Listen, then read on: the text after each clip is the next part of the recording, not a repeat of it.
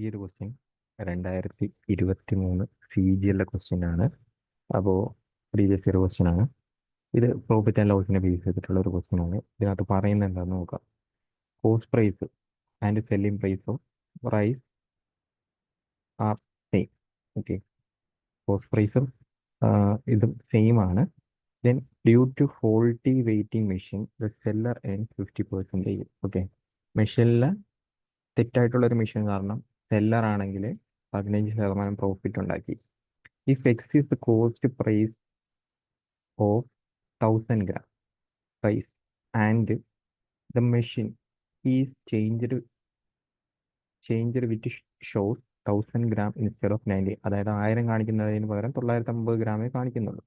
What should be the selling price now to get same percentage of profit? Same percentage of profit കിട്ടണമെങ്കിൽ ഇപ്പോഴത്തെ selling price എത്രയാണെന്നാണ് ചോദിച്ചിരിക്കുന്നത്.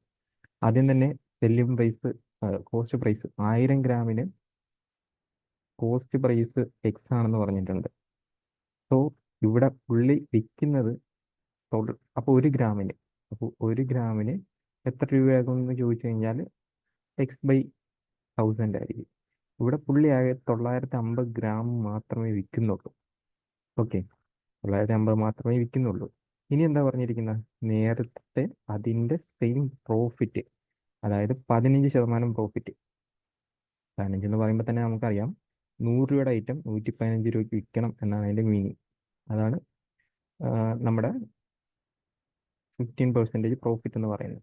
Then ഇത് നമുക്ക് ചെയ്യുമ്പോൾ direct ആയിട്ട് ആൻസർ എക്സിൻ്റെ ടൈമിൽ കിട്ടും. അങ്ങനെ തന്നെയായിരുന്നു ക്വസ്റ്റ്യനിലും ചോദിച്ചത്. ഓക്കെ, ഫസ്റ്റ് ചെയ്തത് 1000 ഗ്രാമിന് എക്സ്. സോ 950 ഗ്രാമിന് എക്സ് ഇൻറ്റു 950 ഡിവൈഡ് ബൈ 1000 ആയിരിക്കും കോസ്റ്റ് പ്രൈസ് ആയിട്ട് വരുന്നത്. ഇത് കോസ്റ്റ് പ്രൈസ് ആയിട്ട് വരും. ഇനി പ്രോഫിറ്റ് കിട്ടണം. പ്രോഫിറ്റ് കിട്ടാൻ വേണ്ടി നമ്മൾ എന്ത് ചെയ്തു? 15% വില കൂട്ടി വിറ്റു. ഓക്കെ, ഇത് ചെയ്യാൻ നേരത്ത് വെട്ടിപ്പോയിട്ട് ഡയറക്റ്റ്ലി നമുക്ക് 950 ഇതിനെ 19/20 എന്ന് എഴുതാം. അതുപോലെ തന്നെ ഇതിനെ 23/20 5 വെച്ച് ക്യാൻസൽ ചെയ്ത് കഴിയുമ്പോൾ ഓക്കെ. ഇനി ഇവിടെ നോക്കാൻ നേരത്ത് 29 × 13, 29 × 19, 19 57, 38 5 43, 437.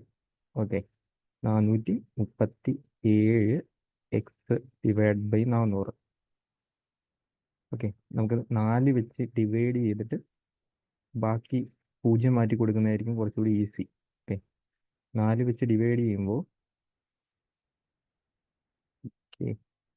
109 പ്രാവശ്യം പോകും. 109 പ്രാവശ്യം പോയിട്ട് 436. ഇവിടെ പോയിട്ട് ബാക്കി 1 വരും. നമ്മളൊരു പോയിന്റ് ഇട്ട് കൊടുക്കുന്നു. 0, 2, 25. ഓക്കെ, 0.25 വരും. അതായത് 109.25 എക്സ് ഡിവൈഡഡ് ബൈ 100 ആയിരിക്കും പുതിയ സെല്ലിംഗ് പ്രൈസ് ആയിട്ട് വരുന്നത്. അതായത് 1.0925 എക്സ് ആയിരിക്കും പുതിയ സെല്ലിംഗ് പ്രൈസ്. ഇതേപോലെ എക്സിൻ്റെ ടേമിലായിരുന്നു അവിടെയും ആൻസർ.